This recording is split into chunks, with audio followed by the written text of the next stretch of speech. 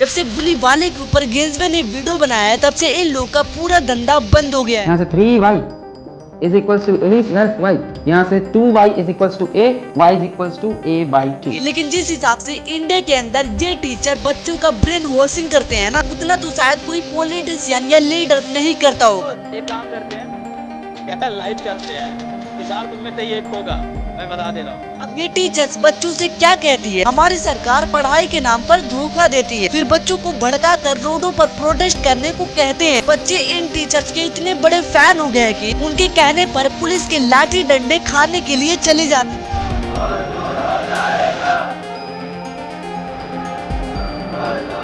अगर तुमने इन टीचरों की मंथली इनकम जान लिया ना तो शायद दोबारा चाटने नहीं जाओगे। 6 लाख 8 लाख यूट्यूब से 8 लाख फिर 8 लाख पे कंसिस्टेंट। वैसे तो बुली वाला साल के 500 करोड़ रुपए कमाता है, ये शायद गेंजवे ने नहीं बोली होगी, लेकिन मैं प्रूफ दिखाता हूँ।